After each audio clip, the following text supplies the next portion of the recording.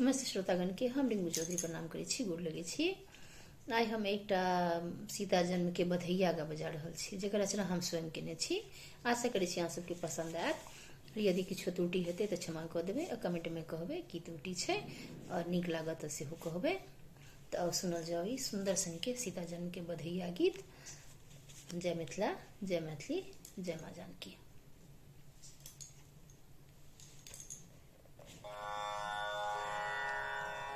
आनंद बरसी रहल राजा जनक भवन में, सीता प्रकटली आजु। आनंद बरसी रहल राजा जनक भवन में, सीता प्रकटली आजु। सीता प्रकटली आजु सखी है, भूमि जा प्रकटली आजु। सीता प्रकटली आजु सखी है, भूमि जा प्रकटली आजु। आनंद बरसी रहल राजा जनक भवन में, सीता प्रकटली आजु। मिथिला में अकाल पड़ल अछि, पोखरि झाँखर सुखल पड़ल अछि। मिथिला में अकाल पड़ल अछि, पोखर झाँखर सुखल पड़ल अछि। मचि रहल हाहाकार सखी है, मचि रहल हाहाकार। मचि रहल हाहाकार सखी है, मचि रहल हाहाकार। आनंद बरसी रहल राजा जनक भवन में, सीता प्रकटली आज। नर मानव के हाल बेकल अछि, पशु पक्षी सब धरा पड़ल अछि। नर मानव के हाल बेकल अछि, पशु पक्षी सब धरा पड़ल अछि।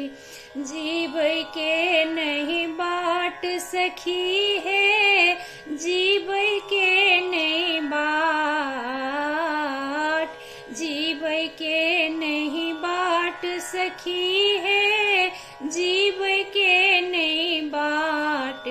आनंद बरसी रहल राजा जनक भवन में, सीता प्रकटली आजु। मास बैसाख जोरिया आयल, नौमी तिथि सिया जानकी प्रकटल।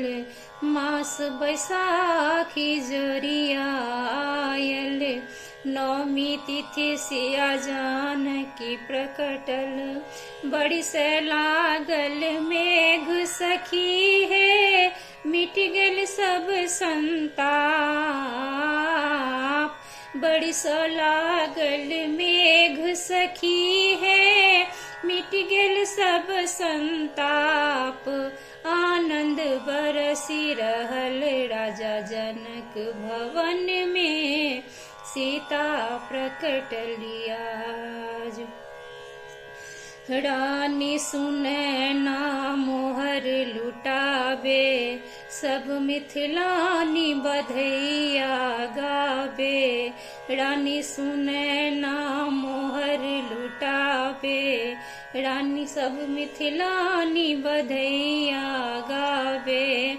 मिथिला वासी के हर्ष सखी है, उर आनंद ने समाय।